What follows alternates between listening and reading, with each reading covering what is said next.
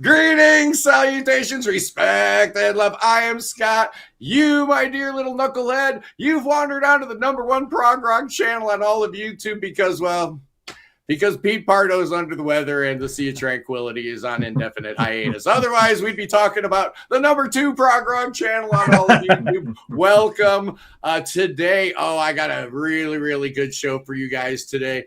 It's none other than Patrick McGowan, and I can't believe it. At the last minute, we added Joe Dorsey to the mix. We're talking about the T Club. Oh, how you doing, fellers? Hey. What's howdy? Howdy. And also joining us, Kevin Carmody from Prog Radio. Hi, Kevin. How you doing? Oh, no excitement for Kevin. That's sad. Kevin, welcome to the show. We love having you on. Before we get into the nitty gritty about what I've got on my mind on this Sunday, I've got a Sunday rant for you boys and girls. I just want to talk very briefly about why the T Club's on the show. Apparently, these guys quietly put out a 6th album called Chasm, and we haven't really talked enough about this record. Tell me, guys, how do you feel about this one? Because this took a long time to come out. This is the longest it took you guys ever between records. There's got to be some kind of reason that it took so long, and it sounds so different from every other thing you've ever done. It's a really, really cool record. I want to get into a detail later, but just talk to me a little bit about why it took 5 years to put this thing out, man. Yeah, well, that's quite the story. Yeah.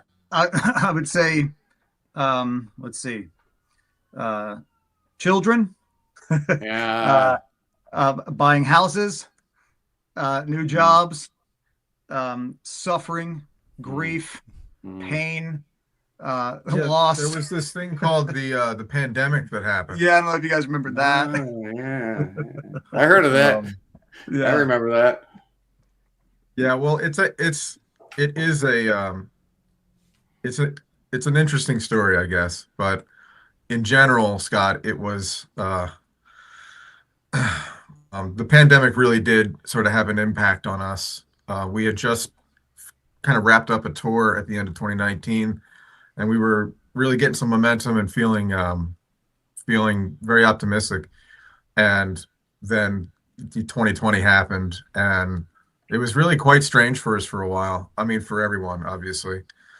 But as we sort of got back into the swing of writing new music and kind of coming out of that slumber, so to speak, I guess we started to realize that the music had taken an interesting turn.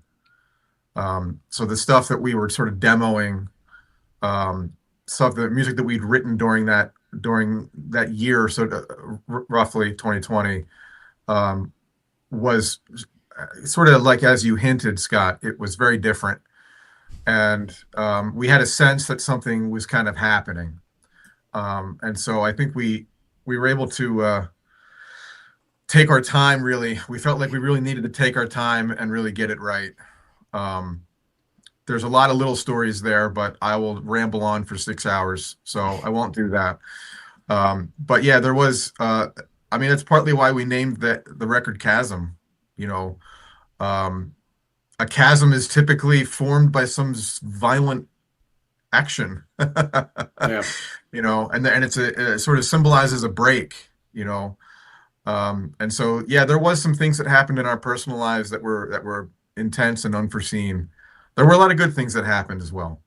Hey, Kevin, could you put the discography up again right quick? I think even the album cover artwork, I mean, right from the get-go, it's like, look at all the beautiful colors. In fact, the reason I discovered you guys was the color palette of QQQ. Quickly from 2012. I saw that album cover, never heard of you guys before, and I'm like, I must hear that album. Look at that. It's a thing of beauty.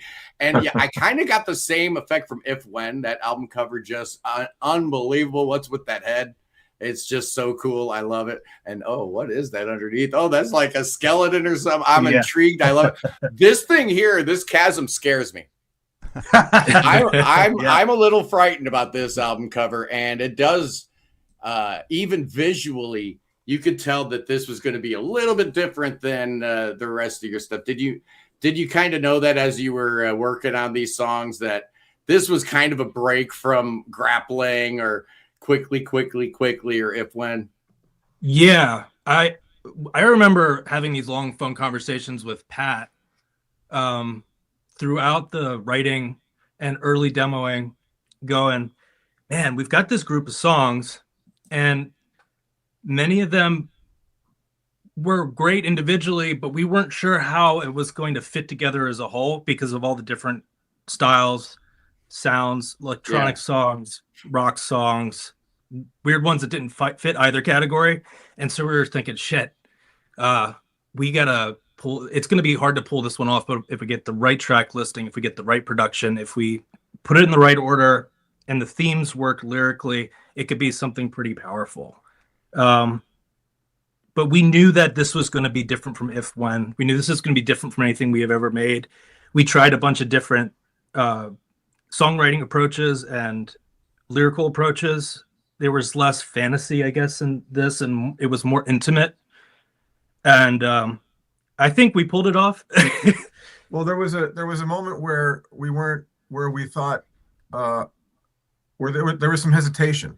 The music is dark. I don't typically like dark, like overly dark, nihilistic music or art in general. That's just not my taste.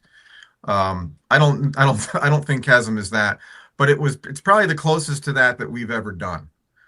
And I don't think any one individual song you walk away thinking, oh man, this is a really dark, brooding kind of record, but there's something about the song sequencing that is a little jarring, and I want to get into that a little bit later with the boys from T Club. But yes, as advertised, I got a couple things I want to say. First of all, thank you, Ken Golden from Laser's Edge.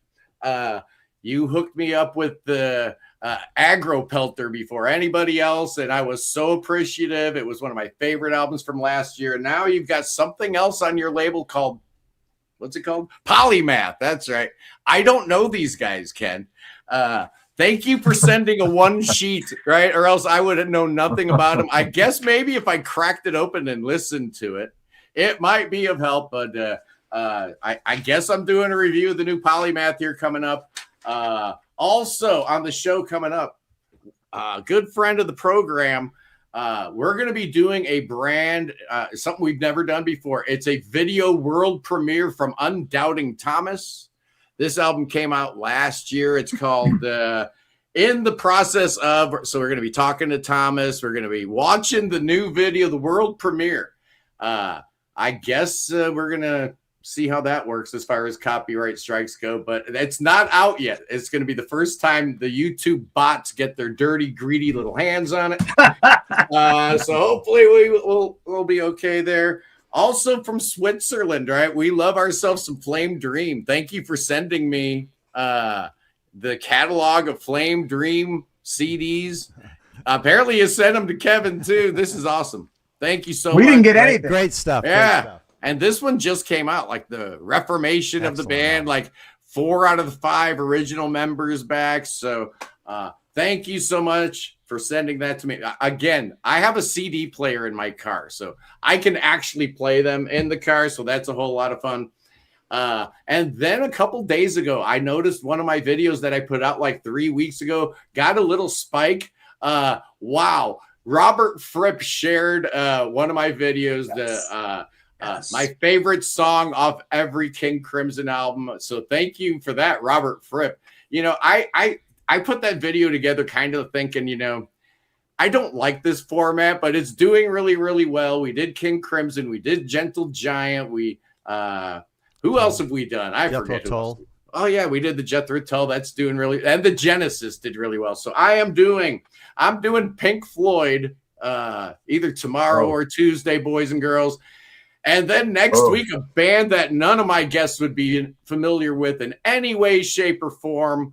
It's some little band out of Topeka, Kansas. We're going to be doing the best song off of every Kansas album. That'll be next week. It's going to be a lot of fun. The Sunday live show, Kevin, I am so excited about our upcoming lineup. I know you're like moving across the country. You may not be able to be on every one of these shows, but I know you're going to want to be.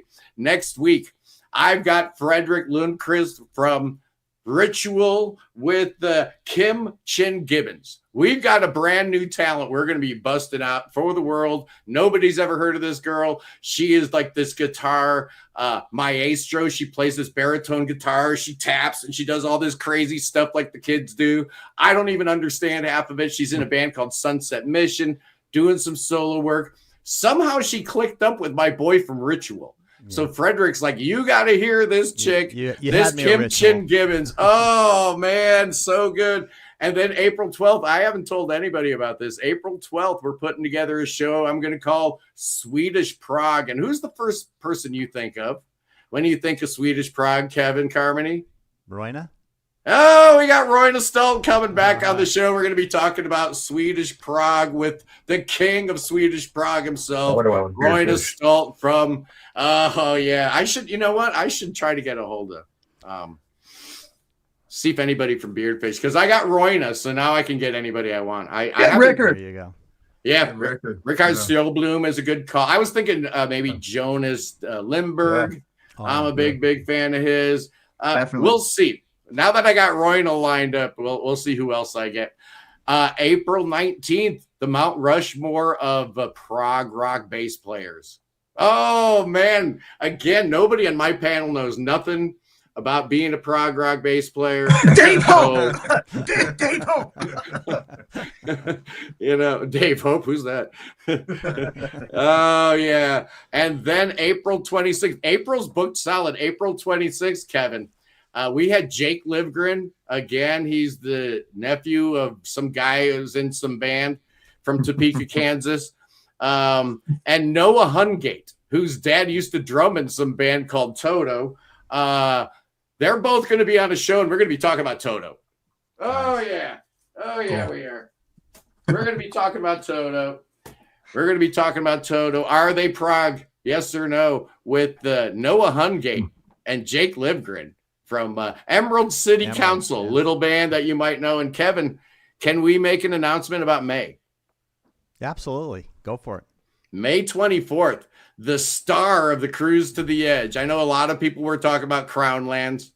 A lot of people were talking about how in the world can two guys make that much noise? I don't know. Ask Angine de Poutrine and Crown Lands. They've kind of figured out how to do the two-man thing. But Riley McDonald from Advent Horizon stole the show, apparently. Every single person that I talked to that went to Cruise to the Edge came back and said, who's this Riley guy, and why have I not listened to Advent Horizon? And I'm like, well, that's he was not even scheduled to do anything. Really? But he had a friend, Jared Hill, who's a keyboard player. And so Jared said, hey, you can come up and do a couple of songs too. And before the show started, Riley came to me and he said, Jared is the best keyboard player on this boat, which is a pretty bold statement. So yeah, I'm like, oh, yeah, I'm that's Cruise really to the Edge. with 30 bands there. And I'm telling you, Jared Hill, probably the best keyboard player on that boat. But then Riley, so I'm thinking, good luck following that, Riley. Riley's sitting next to me. I go, good luck following that. And he just blew everybody away. He then proceeded to perform every single night with everybody. He was on Casey's thing with Big Train. I mean, everybody knows who Riley McDonald is now, I'm telling you. Yeah. He made a name for himself on that boat. There's no doubt about it. People are talking about him. People are talking about his band, Advent Horizon. They've got a brand new album out. We're going to have Riley here. Is he going to play something for us? Is he going to like bust out his guitar? Oh, yeah. Oh, You've seen how that guy has no problem. You hand him a guitar, he can perform. But he's going to have the whole band, I believe, doing an unplugged. And there you go. So that's going to be a whole lot of fun. That is May 24th, boys and girls. So, yeah, you know the drill. Sunday, every Sunday, 11 a.m. Eastern. This is the place to be. We try to give you the best entertainment possible, but, it's just me. So, you're stuck. Now, before we get back to the subject at hand, I just got to say, I am so sorry. I've been so lazy with album reviews. Oh, man, it's starting to back up on me. Argos from Germany has put out a new album that is basically like an imagined version of the Froop album that never was, the great Irish band Froop from the 70s. Haven't reviewed it. I haven't reviewed the new Gong album, man. I'm a Kavas Tarobi nut. I love everything Kavas Tarobi does. Haven't touched it yet. Anton Rulart has a new album out. I haven't touched that. Telegraph. I love Telegraph. Remember those guys? Aren't they from like Poland or something? I don't know. Plantoid has a new album out. UK's Plantoid. Love it. Galisphere 347. I'm a Norwegian prog fanatic. You would think I'd be jumping all over it, and I'm just lazy. Just lazy. Soft Machine 13. Wow. You know, Yeah, I've heard some good things about that one. It's 2026 is shaping up Deer to be an Hunter. amazing year. The Deer Hunter just came out Friday with their new album, Sunya. Something like that. Sunya. Muse just dropped the new single for their brand new album, which is called The Wow Signal. Kevin, I love it because it references the Wow Signal, which is the only evidence of extraterrestrial life that the human race has ever had. And it happened in 1977 when a lone astronomer working at Ohio State University's observatory in Delaware, Ohio, Have you looked into this? exactly 40 miles from where I sit right here, evidence of extraterrestrial life happened. So thank you, Muse. I love Muse. So that's They pretty cool. probably just picked up on you doing your Stance with Snake thing or That's something. what it is. And Benjamin's Kite. We've had that cat on the show before. The drummer for Benjamin's Kite's been on the show before. He's got a little YouTube channel. They got a new album dropping. You know, I'm just so lazy. I promise I will fix that. But in the meantime, you know, we are talking to the T Club. And, you know, to wit, your album came out last year, right? Oh, man, I'm dropping the ball here. I didn't review it. The end of the year gets crazy and hectic for me.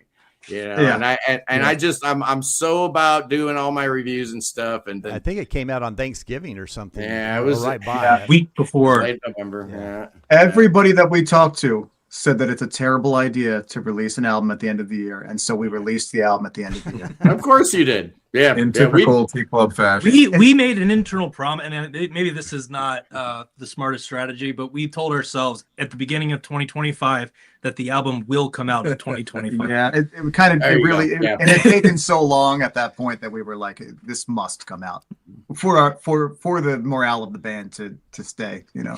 Hey, Ken Golden's in the house. What's I up, don't Ken? I don't know. I'm guessing you just clicked on, right? Because this is your first appearance here. I was talking about your band, okay? Polymath. I have Laser CD available on CD, available on vinyl. I'm going to crack it open listening to I promise I will listen to it after the stream. And you will Ken, get a Jersey review boy? out of me. Yeah. Ken's a Jersey boy. I've been to his house. That's right. Yeah. Yeah, me. Oh, you me have? and Ken go Oh, way back. wow. We know where you live, Ken. Uh-oh. And Eden Song. Eden Song is Yeah. one of his bands, and they're great. I love those guys. Their new album. Yeah, go ahead. A really, really good record. And I think that's where Ken and I kind of came to a meeting of the minds because, you know, that Eden Song record came out. And I'm like, Ken, hello, I'm right here, man. I know you're all clicked up with the great and powerful Pete Pardo, right? And you feel like you don't need me.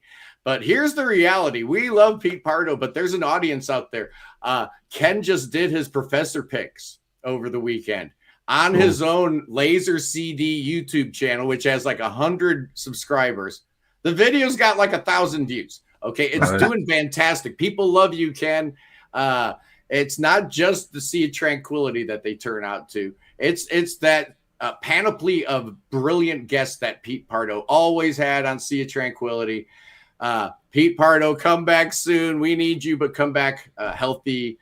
Don't come back too soon because we don't need you like flaming out after, you know, you're back for a week or two. And then, you know, if it takes you a year, it's fine. But the world is a better place with the Sea of Tranquility. See how Scott subtly put in there? He wants to have a year to go to number one. Yeah, I didn't do that. You could take 2 years, Pete, if that's what it takes. If it takes 2 years, that's fine. But no, seriously, he works way harder than I do at this.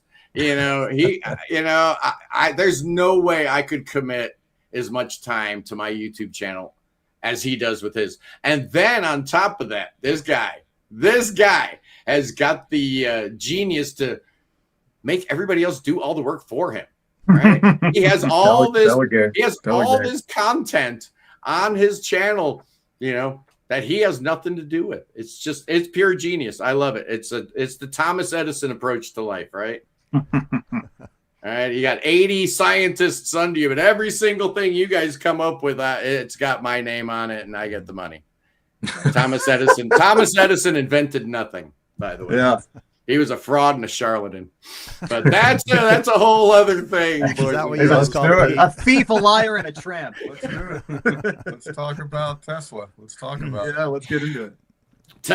Now that's the genius right there. Tesla got screwed. To this day, man. It's funny because if you go on Wikipedia, there's like 17 different countries that claim Tesla as their own. Everybody that America claims Tesla. Everybody claims Tesla. Right. Why wouldn't you? He was probably an alien anyway.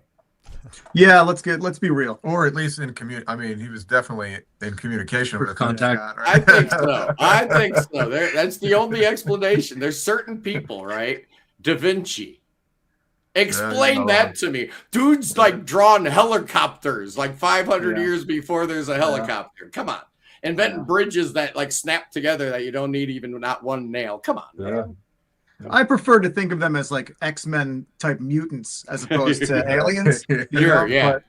Ancient astronaut theory says that the ancient aliens came down, genetically modified our DNA, right? So we have a little bit of alien in all of us. Well, I like to think of them more as the Nephilim, but that's okay.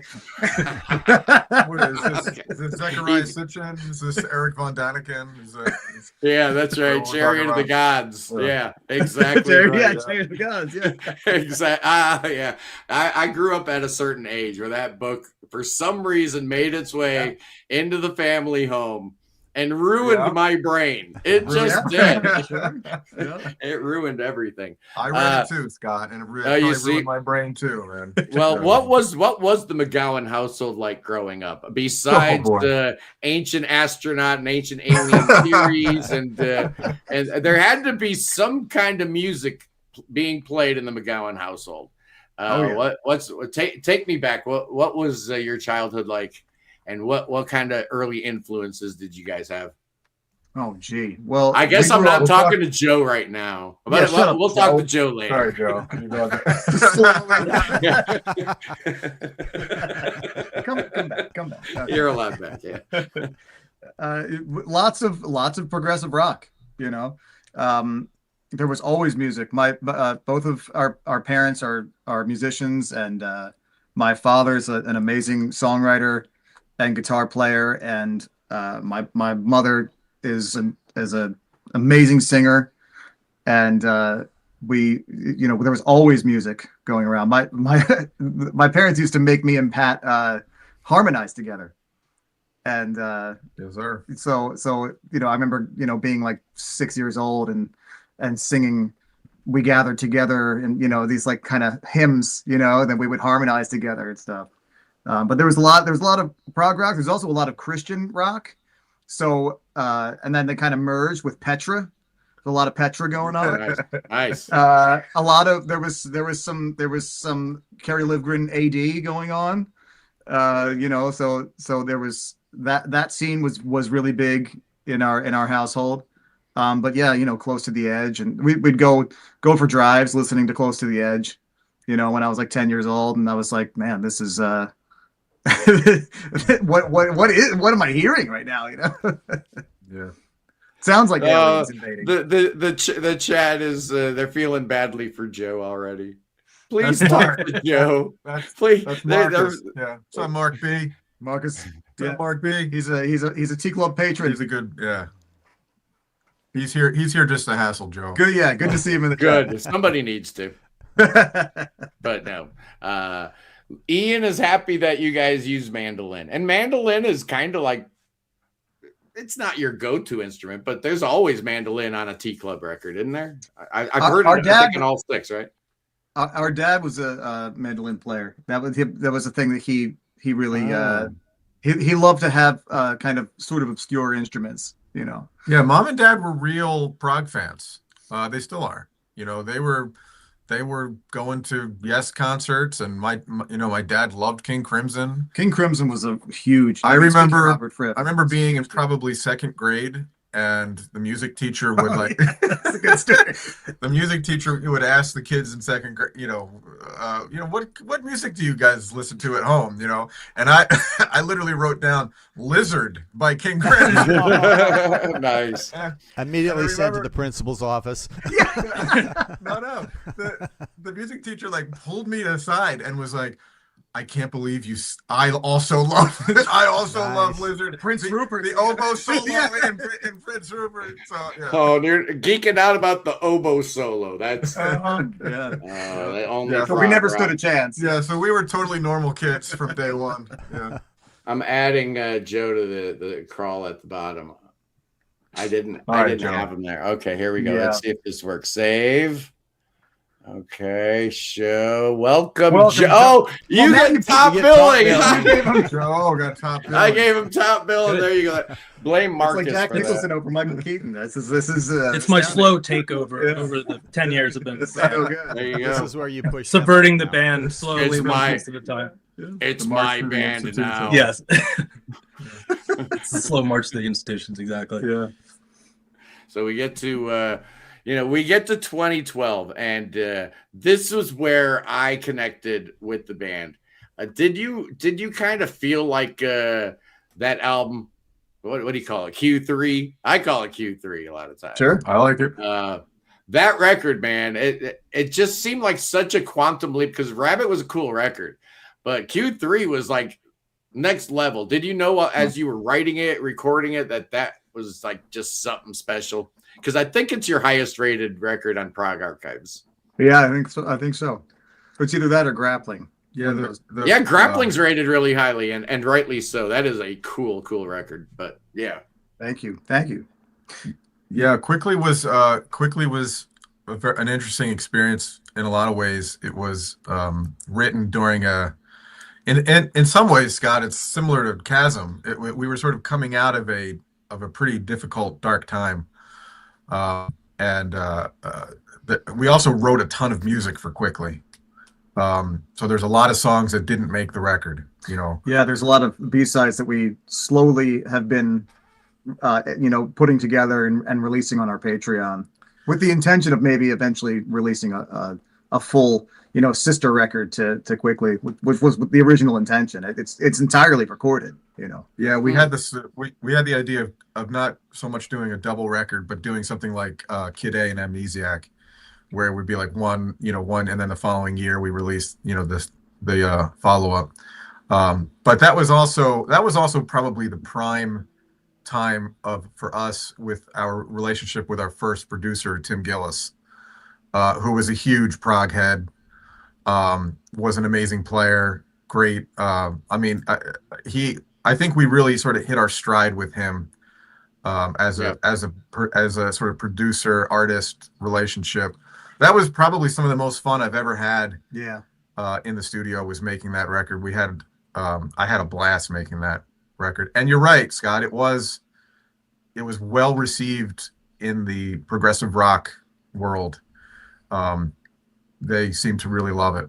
you I didn't think know it's you. because the first song's 20 minutes long. So It didn't Yeah. hurt, but it You- didn't you- hurt.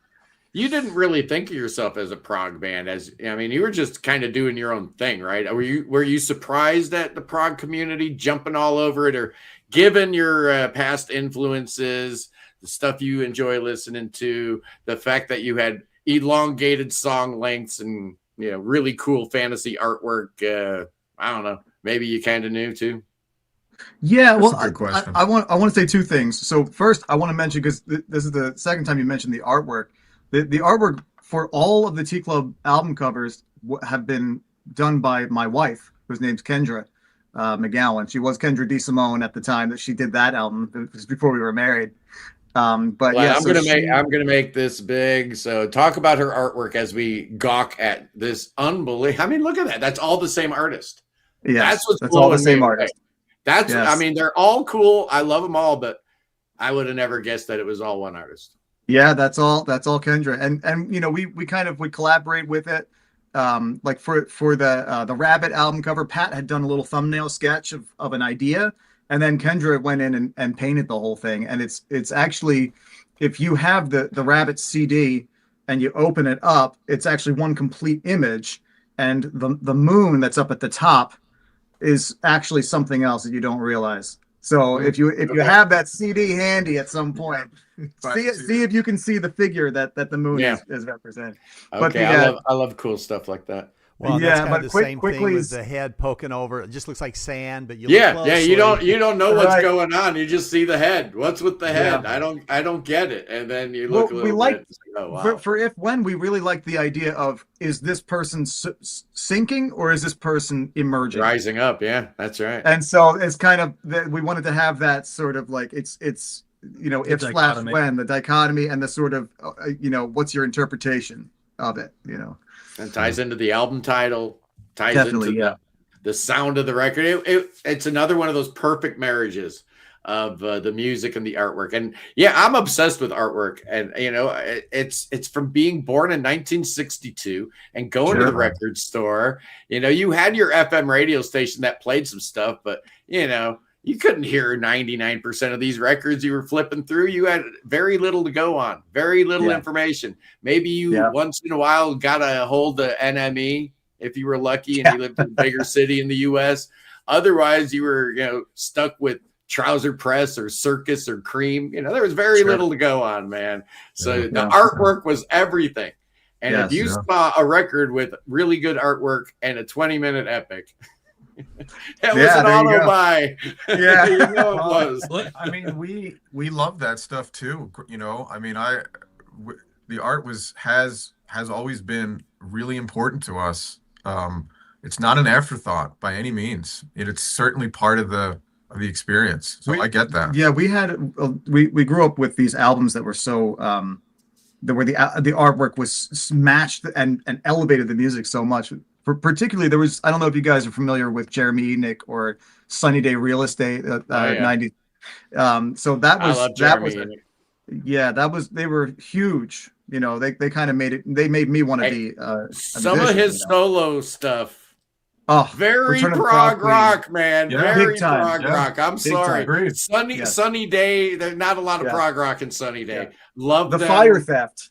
but Have you listened to the yeah. Fire Theft? Yeah. Yeah, that Yeah. one Oh, kills. yeah. Yeah.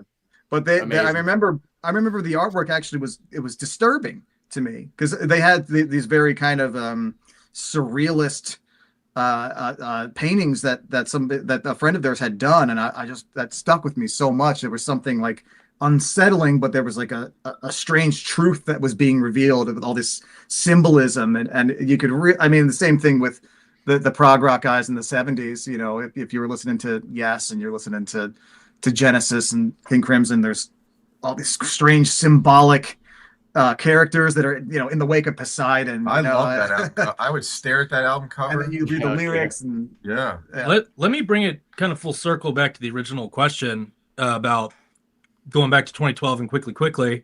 I wasn't in the band yet. I joined in the end of 2014 Yeah. as they were working on Grappling, but I actually became a fan of the band because I was I very distinctly remember I was in my apartment in Tennessee while I was prepping for classes in college, and I was surfing the internet. I think it was Prog Archives or somewhere, but the Quickly album cover just popped onto the screen. I'm like, what is Yeah. this? Automatic. I immediately Who is this needed to band? know what this sounded like. And as soon as Firebear started playing and all these different keyboards, and of course I'm a keyboard player, so I'm biased here, but just the color of that track and the emotion behind that track and the different the sort of journey it goes on, I was just immediately in love with the band. I started listening to that record obsessively.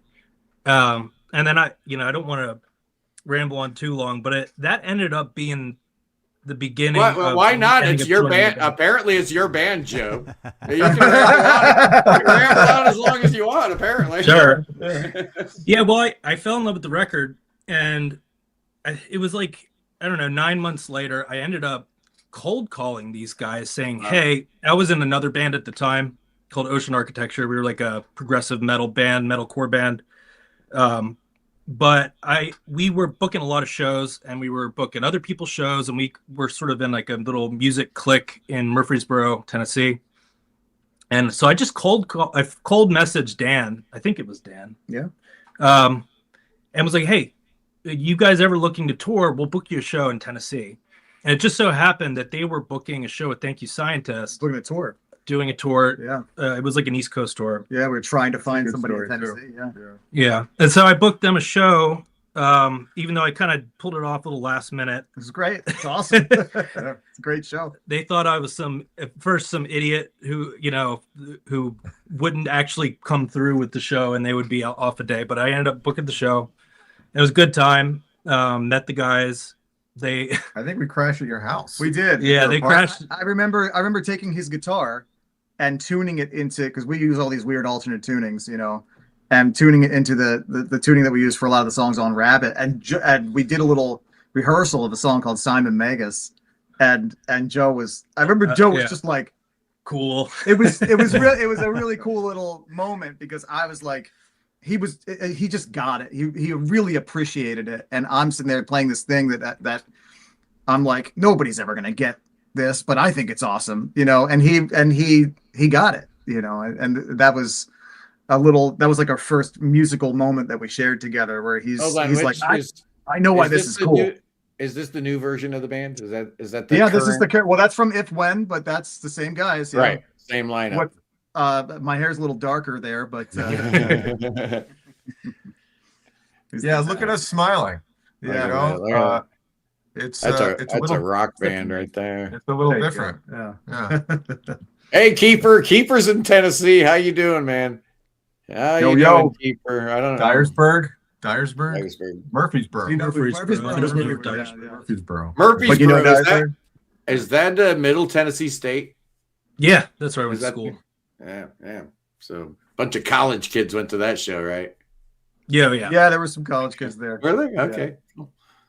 That was fun. So then, show. How did that turn into you becoming a member of the band? I mean, I was obviously a fan. Wormed his way in. I wormed my way. Yeah, he did, didn't he? I see this tendency here. What happened we just want to stay here. Yeah. I ended up deciding I wanted to move back home, which for me was Maryland. I didn't feel like I wanted to actually join the music industry, because I went to school there to do music production and music business.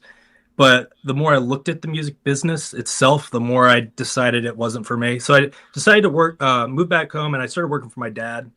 And I knew that the Scientist guys and the T Club guys were in the Mid-Atlantic area. And so they already had a keyboard player. So I didn't bother reaching out to them. So I reached out to Scientist, who I knew at that point, and they didn't have any keyboards. And I figured I'll just ask and see if they want a keyboard player. And Tom Monda at the time messaged me back and said, we're not looking for a keyboard player at the time, but I'll just let you know if anybody asks me, like, looking. And apparently, literally the next day, Dan contacts Tom out of sheer coincidence, is like, hey, we need a keyboard player. Who do you know? And so they contacted me. And then they made me try out by making me learn Fire Bears by ear. Yeah. Yes. Which was really frustrating, because they had sheet music. We had the sheet music, but I didn't. I wanted to hear him do it by ear. I wanted to hear what, like, that's more important to me. We don't read music, me and Pat, and so it's a thing where, like, we want you, and it's awesome to read music. It's very cool, but we want you to be able to have a good ear too. We have very high standards. Obviously, because look at this specimen, but yeah, so we wanted, it was important to be able to learn the songs and have a good ear, not just be able to read it. I've always loved progressive rock, the early progressive rock, because of how adventurous it is and how much emotion is there, and the journey and the story that it brings you on, and it's immersive. And for me, it's never really, I love chops.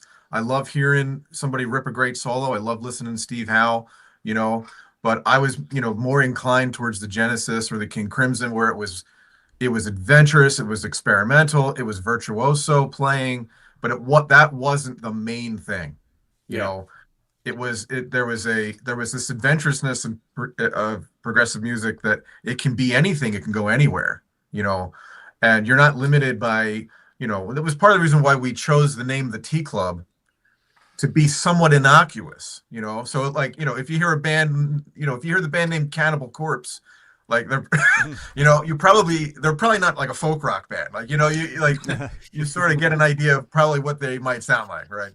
And we just love this idea of being able to explore and follow our muse, so to speak. Yeah. And so, the ear, having a great ear and not being too wrapped up in the technical side of things has at times put us at odds within the sort of progressive community, but that's just something that has always been somewhat important, that has been like very high importance to us. I probably learned parts of Firebears wrong. There were a few moments that were close enough. But the point is, the spirit of it was there, and I loved the song, and I played it with as much gusto as I could. So I don't care if you get every single note right, but if I can feel it, if I can feel what you're playing, that speaks way more to me than if you just nail everything.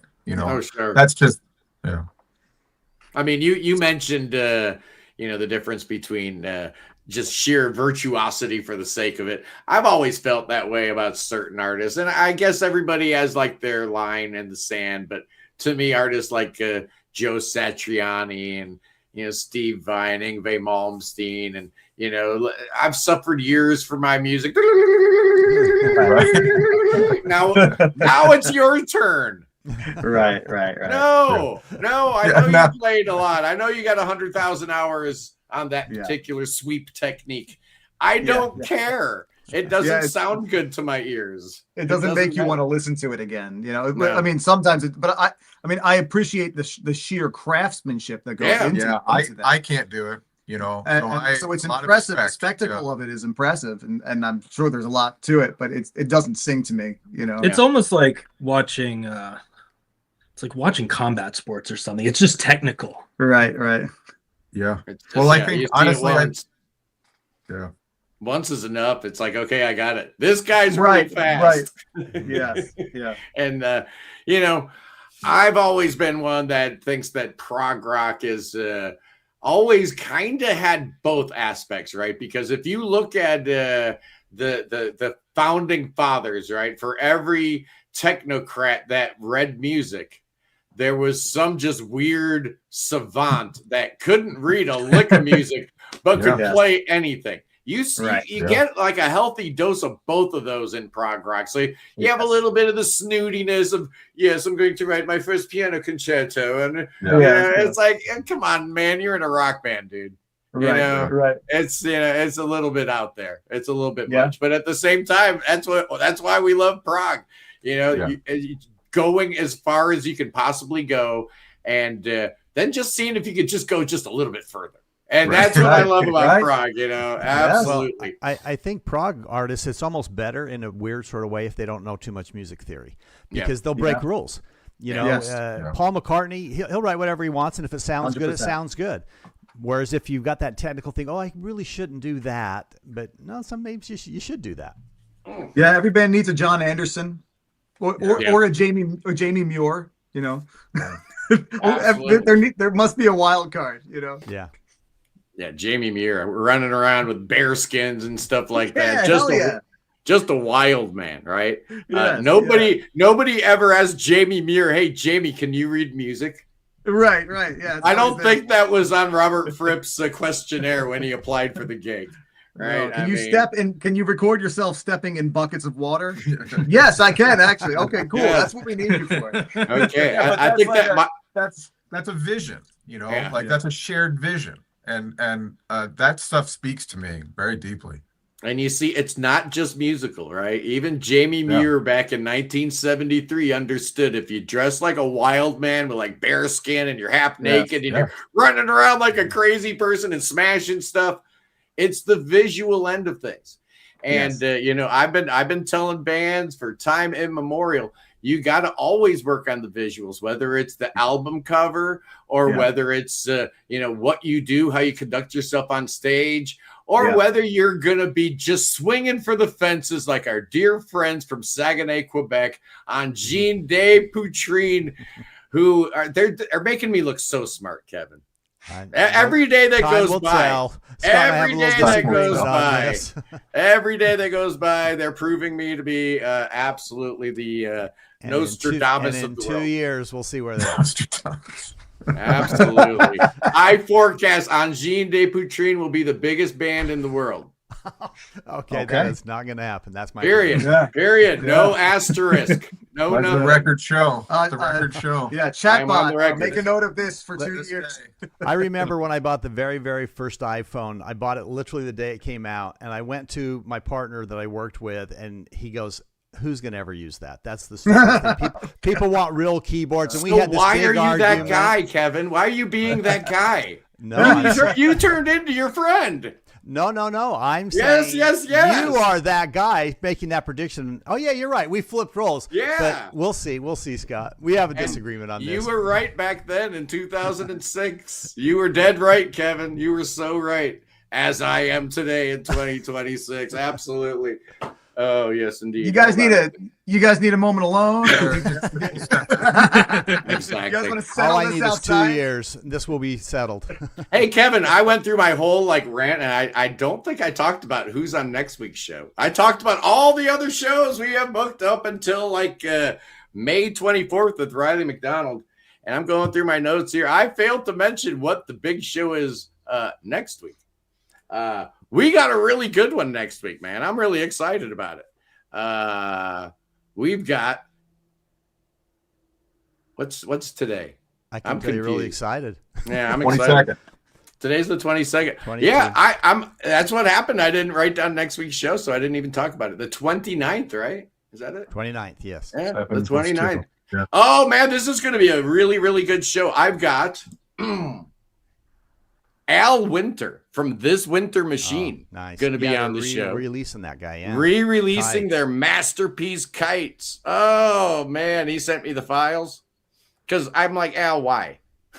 Yeah. Why are you bothering? How do you prove perfection? Yeah, this is your masterpiece. What are you doing? Why are you monkeying with it? Right? He sent me the files. I understand. Oh man, talk about making a great album even better.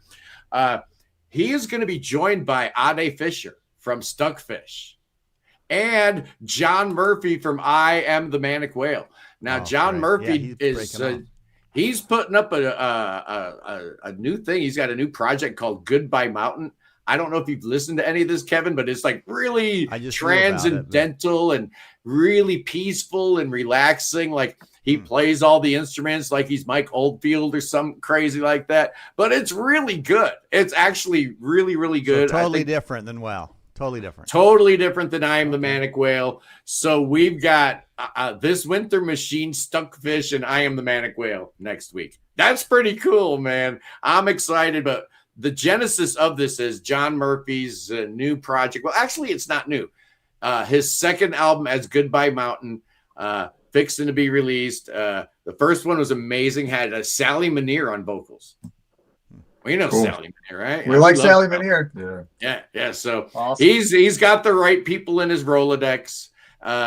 So that's next week's show. I'm really looking forward to it. I'm thinking about calling it the UK Prog explosion, because I guess all of them are from the UK, and we, shockingly enough, we don't talk about UK Prog all that much on the program. All right. The home of prog rock, right? And I don't talk about Life Signs as much as I probably should. I don't talk about a lot of the UK bands. They blew everybody away on the cruise as well. Life Signs. One of my favorites there. Look up professional in the dictionary. John Young's face is probably there. It's a picture of John Young, right? Who hasn't he worked with? Yeah. It's just crazy. You look at all the people he's played keyboards for over the years, I guess he's pretty good, right? But yeah, Life Signs, man. 3 out of 3. 3 great albums. So yeah. We're talking about a band almost with the kind of track record as impressive as the Tea Club, because we're talking about 6 out of 6, right? Because the band was formed in 2003. 5 years later, what is it? General Winter's Secret Museum. Yeah, I you love got that it. album. I love that album. I think that thing's great. And Thanks, then Scott. 2 years later, Rabbit comes out, a market improvement. But then we have, of course, Q3, 10 out of 10 album. Grappling. I get why people love it. I'm giving it a 9.5. I can't give it a 10. There's something I don't emotionally connect quite with it, but I see its genius. And then If When comes out, I'm like, I'm totally invested. I'm 1,000% in. It's a 10 out of 10 record. Wow. Chasm, I'm still figuring out my score on it. I've listened to it about 60, 70 times, and it's like I'm having a easy time rating individual tracks. But it's like the chasm in my mind is connecting the dots on these 13 or 14 really disparate tracks, right? I'm looking for the dots, right? My brain is looking for the dots to connect. And I think I mentioned to you guys how the song sequencing, I think, kind of gets me like a little like unsteady and unnerved. What do you think about when you think about the ordering of the tracks? Because like Little Soldiers, that's obviously an opening track, right? I mean, there's got to be very little thought about that. But the rest of the songs, I'm like, I wouldn't have put that song next, or I wouldn't have done that next. It's like, how much thought do you goes into song sequencing? Yeah, a lot. This was a debate internally, almost all the way up until the end of mastering internally with a producer. We were arguing about the dB levels, like 2 or 3 dBs on the master. Whether there were going to be crossfades. We knew the tracks were very different. We knew the album would work well, but it really came down to the track order and the mastering. And if the listener, it's up to interpretation to the listener, but there are a lot of lyrical themes that unify the record. So while the album has a bunch of different sounding colors or approaches, songwriting wise, there's a lot of shared lyrical themes. I've almost described it as like If When's evil twin, in which If When was a concept record that was about very like metaphysical themes. This is a record that is a concept album in a way that's about very dark themes, but I don't want to say what I think it's about. But that's how we conceived of it. And so you want to talk about the track listing? Well, I mean, so we agonized over it, Scott. We agonized over everything with this. I mean, we always do. This one seemed to have a special twinge to it or something. I was saying this earlier, but there was a point where there was some hesitation on some of it because it is jarring, and it almost seems like it's too much. And there was some talk about maybe toning some things back, leaving some songs off. Mm-hmm. It was originally going to be a 12-song album. But we at some point we just decided we felt that we needed to commit to go all in, and we felt that the record was very provocative and was really pushing and was very impolite. And we felt like we needed. Yes. Yeah. It is a little impolite at times. And that was kind of the point. It's your first record that I think you could use that adjective about. It was I think of it as more of an art, an experimental kind of piece of art than a like pleasant listening experience. And I know it sounds pretentious as hell, but it really like there's something about the environment in which it was created, and the kind of the sort of like breakdown of there's a lot of paranoia in how it was created and what we were feeling at the time.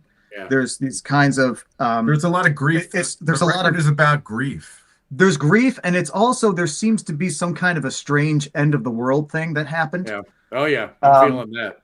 Where some kind of apocalyptic thing about it, and lyrically we go into the Bible a lot. Go to hell. The song "Go to Hell" is basically just taking apocalyptic literature from the Bible, and there's this sort of something about the COVID thing. Like, we're still talking about COVID because it did happen, guys. It was pretty big deal. But there's something about that kind of drove a lot of people crazy. And it felt like it was the end, not the end of the world, but it was the end of a world. Yeah. And there was all this kind of repressed kind of emotions and ideas, and it felt like the world was just tumbling into chaos, and still is. And I felt very strongly that I wanted to make something that expressed that, as opposed to, and there's almost a part of me that feels a little guilty in how dark, and I keep using the word dark, but how sort of aggressive the album is, and impolite. Right. I'm a pretty agreeable guy. I'm a pretty nice guy. So I feel kind of bad putting this album out there that's pretty brutal. It doesn't have a happy ending. There's no and then they lived happily ever after. And I like that kind of stuff. Right. I do. I'm sorry. It's I like just the juxtaposition of light and dark, kind of like the idea of Peter Gabriel at a UFC fight, London. Right. Saturday night. 100%. Yeah, the album really is. It's like it's a concept album about Peter Gabriel. That's just insane, by the way. Yeah, but even down to the album covers black and white. Right. And Kendra wanted to do that very purposefully. She had that idea. If When was more about ascending out of something horrible, this is descending into something horrible and surviving. It's surviving to tell the tale. It is my hope that, again, I talked about grief. I think that the record really is, in a lot of ways, about grief, and I kind of hope that people could use it to help themselves grieve in some way, because it's not a hopeless record. I don't believe that it's hopeless, but everyone will experience grief at some point. That everybody has those times where you descend into chaos, and maybe this album could be a companion. And we were nervous about going in. Yeah. This is a weird place to go to with your music, guys, right? And so we were a little hesitant, like, should we actually turn over all these stones? Right. And that was, we really did sort of finally commit to, no, we're going to go all in, and we're just going to suffer the consequences. But this is what we believe the songs are. This is what we believe that the record's doing. And we got to go all in. If we sort of half-ass it, it's not gonna be true to what we're trying to do. Which I think is a prog rock thing to do, man. Yeah, it is so rock. Bold. Yeah. Well, it was a way out for us to. Yeah, go ahead. Sorry. I was going to say, you made the comment. I had a lot of coffee. You made the comment, it's not this pleasant listening experience, which you would think would be the last thing to say when you're trying to promote an album. But I believe that's why everybody's going to go check this album out now. That's the very reason they're going to say, well, now I got to hear it. Now I got to, what are they talking about? Because it makes me a little uncomfortable at times. Yeah. That's the idea. We were uncomfortable. We were uncomfortable. We were, and we didn't, and it wasn't like, oh, we're going to be spooky and weird and edgy, but it was like something about the melodies, something about you and Dan's, just the way the voices just normally work in a certain kind of tea clubby kind of way. All of a sudden the voices are like yelling at me. It's like you're both angry with me and you're screaming at me, and it's personally. It's making me feel things and different kinds of things from a tea club record. And I'm quite certain that was the whole idea. But hey, boys and girls, as I always do when YouTube royalty checks in, we salute the great, the one, the only Barry Robinson. Oh yeah, Barry, you are an absolute legend. Do yourself a favor, Barry. Check out the Tea Club. I think you'd really like them. Yeah, I know they're American. Sorry, on behalf of the world. Sorry. I could be whatever you want, baby. But Barry is absolutely amazing. I'm preaching to the choir here. Everybody here knows who Barry Robinson is. He is just an absolute god of YouTube. And so thanks for checking in. And please do me a favor. Check out the Tea Club. I think you'll like them a lot because you're obviously a man of super high intellect. So you'll understand what these guys are going for. This ain't Johnny Be Good we're talking about here. Oh, absolutely. We're talking to the one, the only, the T Club guys. Such a pleasure having you on. What's the next move here? What are we doing next? What's going on in T Club world? I know other people, people have other things going on in the world and are doing other things, but what's the future for T Club? Well, we do still believe in physical media. So yes, we have Chasm CD. Yes, it's here in all of its glory. Oh, look at that! Yeah. So we're nice. We'll make those available. We just got these. We got them yesterday in the mail. Yeah. Okay, so to all the people watching this, and most of the people watching this are watching it after the fact. So we're really pleased with the fact that the Sunday live show has become such an integral part of people's lives that even when they can't catch it live, they'll find a way to squeeze it in. It's like, okay, I get home from work at a certain time, I can go back and watch the entire live stream. And that's what happens here, man. So we're going to have a good number of people wanting to know, how can I get my filthy, greedy little hands on Chasm, the CD, the 6th album by the T Club? What do you recommend they do? Go to your Bandcamp or go to your website? What should they do? So in classic T Club fashion, high marketing business acumen. Yep. It's always been our forte. Yeah. They're not available yet. They're going to be available this week. This coming week. So just go to our, check out our social media, whether it's Instagram, Facebook, YouTube. We are on Twitter, on TikTok now. Yeah. And we'll post all the relevant links there. And we're on Patreon too. Patreon is we're pretty active on that. That's probably the best way to support us if you're looking to support the band, is to join our Patreon.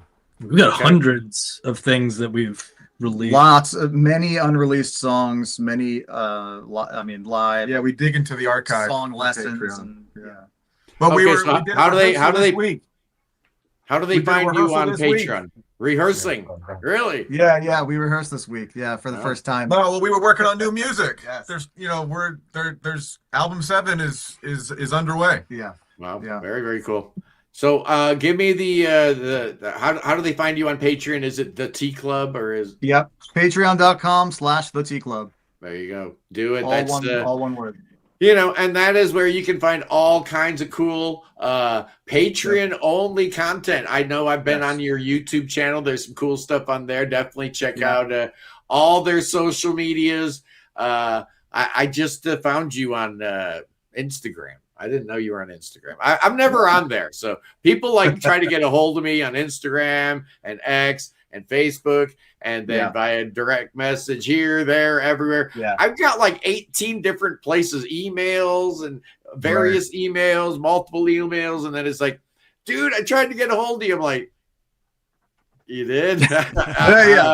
It takes me an hour to go through everything. And it's just, oh man, I need to get organized at some point, Kevin. I don't know how you do it. I don't know how you run this, multi-million-dollar empire and still have time to have a whole second career going on, moving across the country. And did I mention that you'd never even notice by listening to Prog Radio? It's just seamless. It's just so professional what you do. It makes me look like amateur hour around here. I don't know. What's your diet and exercise routine, Kevin? Music, prog rock, Spreadsheets. 24/7, 3 channels, prog rock. Our metal station is really starting to finally take off. It was slow to get going. It's a different market. Yeah, it's a different crew. It's a big market. They just need to It's a huge market. But we are big T Club fans here because you guys have been good to us, Kevin. When I was putting the post together, because you got to have the T Club, so you got the problem sometimes when you're putting it in a sentence and you got too many does. So I needed an adjective to describe your band, and I thought, what would I use? And this is what I put: from the introspective crossover prog band. That to me is you guys, very introspective. If you like that in your prog, these are the guys for you. So big fans. Thank you. introspective. You guys have been good to us. Thank you, man. Thank you. I would say introspective, but also slightly impressionistic and slightly expressionistic at the same time. Sure. You know, I feel a little bit of both art movements in your music, and that's a weird push and pull. There sometimes aren't a lot of bands like him. I don't. Somebody said Echolin. That's a high compliment. Thank you. Yeah. Somebody said Echolin, and I don't know if I hear that. We love Echolin. We love the guys in Echolin. They're I mean, just the best. You know, it's Ray and Brett and Chris. Ray and Brett we've really gotten to hang with. Chris we only met one time, or was it? No, it was a couple times. But they're the best, man. I love those guys. Yeah, we had Brett and Chris on. Cool. I saw it. I watched it. It was cool. Yeah. Awesome guys. Where was Ray that day? Do you remember, Kevin? It's probably gardening. Yeah, probably gardening. He might have been abducted by aliens that day. Yeah. Man, he probably was. Oh, if boys and girls, who has a possible history with alien abduction, it would be Ray West. It would be Ray West. Yeah. And that could be the clip that we take from this. All right, we'll edit that. I like that. I like that. Oh yeah. It's the T Club, boys and girls. Their latest album is called Chasm. Physical copies just dropped at T Club Central. You know, so give the boys a break. Don't flood, them with requests today. Wait a couple days. Go on their socials. Go on their Bandcamp, et cetera, X, TikTok. Apparently, they're on the TikTok now. We're on the TikTok. You are too. They're on the TikTok. I am.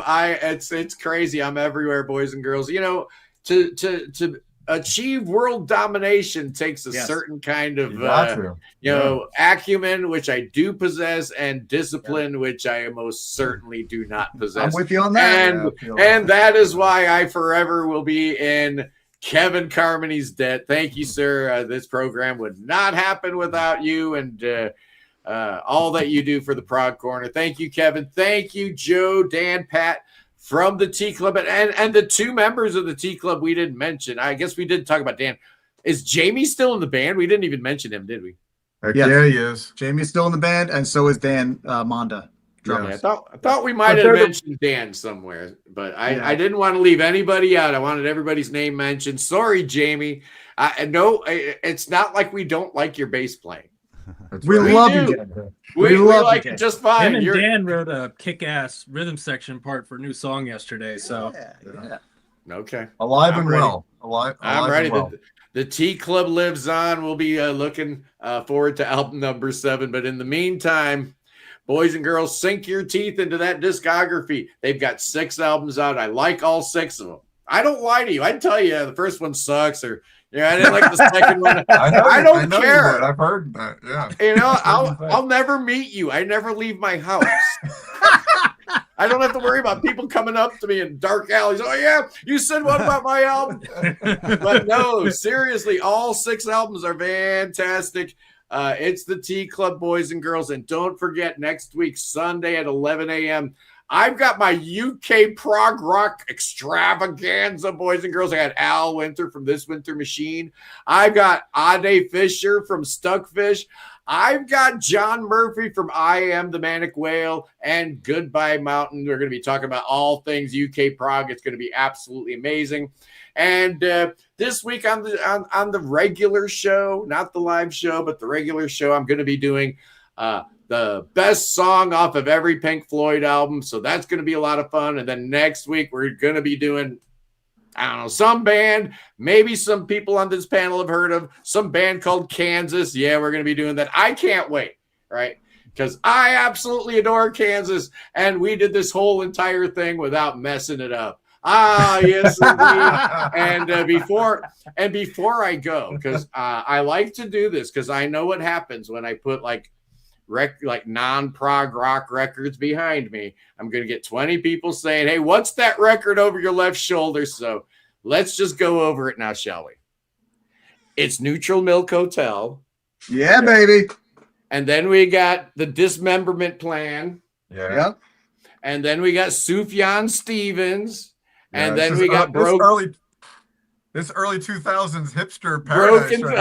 Broken social scene. Oh man, I love them so much. And then on the other side, we got Arcade Fire, and then we got Deerhoof, and then we got Stereo Lab, and we've got Built to Spill. All this 8 is why bands. I like your channel, Scott. This is why I really like you, and I admire what you do, because you've got big ears. Like good music I would is totally good music. I'd totally say that Deerhoof is progressive. I agree. I think they all kind of are. Same with Sufjan. Yeah. Sufjan, come on, man. What's more progressive than Illinois? Come on, feel the it's Illinois. or Age of Oz. Yeah, they're real concept albums. I mean, from all, top to bottom. Yeah. Built to Spill with all that Mellotron madness going on. And I don't know, nobody does a solid build-up, an emotional build-up like Arcade Fire. It sounds very proggy. All the above all sound like prog to these ears. That's what I'm here for, is to break the walls down and let you clowns hear music the right way, which is without labels or descriptors. Oh, wait a second. The guy's channel is called the Prog Corner. Strike that. I love labels. I love genre descriptors. It helps little brains make connections, right? Because I'm an idiot. You got to start somewhere. Absolutely. Yeah. That's right. My brain needs to start somewhere. Absolutely. Guys, it was an absolute honor to have you on. Good luck with Chasm. Keep me in the loop. Let me know, and I'll be expecting that CD. It's happening. Oh, man, I can't wait. I appreciate you guys. Fantastic show. Good luck. Kevin, what's going on in Prog Radio this week? Anything exciting? Well, we did launch our Tesla app. Speaking of Tesla, the car now. So if you have a Tesla, just go to progradio.com/Tesla in the Tesla browser, and it's all optimized for Tesla. That sounds like your listeners. Your Prog Radio listeners. Let me break down the average Prog Radio listener. All right. He's 66 years old. He drives a Tesla. He's semi-retired because, he retired a few years ago. He never needs to work again. But man, they keep offering me that consulting much salary. I can't. How do I say no to that? And he keeps getting pulled back in. But the one thing that's been missing from his life is his Tesla does not connect to Prog Radio. Kevin's got that fixed, man. It does now. And then you just described this. So Dorsey's dad first. So I know this creature very, very. Shout out, Mr. Dorsey. Oh man, that's our average viewer here.